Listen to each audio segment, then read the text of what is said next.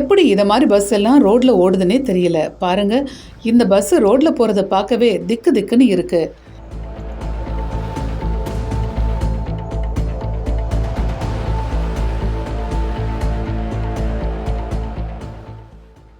திண்டுக்கல் மாவட்டம் வடமதுரை பக்கத்துல குருந்தம்பட்டியில இருந்து திண்டுக்கல்லுக்கு இந்த அரசு டவுன் பஸ் போயிட்டு இருந்தது. அப்போ பஸ்ல 30க்கும் மேற்பட்டவங்க இருந்தாங்க. திண்டுக்கல் திருச்சி தேசிய நெடுஞ்சாலையில வடமதுரை அரசு ஆரம்ப சுகாதார நிலையம் அருகே இந்த டவுன் பஸ் போனப்ப அங்க பலத்த சூறை காற்று வீசுச்சு. இதுல திடீர்னு டவுன் பஸ்ஸோட மேற்கூரை தகரம் முழுசும் பெயர்ந்து காத்துல பறந்து தொங்குச்சு. இதனால பஸ்ல பயணம் செஞ்ச அத்தனை பேரும் அதிர்ச்சியில கூச்சல் போட்டாங்க. அதை தொடர்ந்து பஸ் டிரைவர் பஸ்ஸை ரோட்டோரமா நிறுத்தினாரு.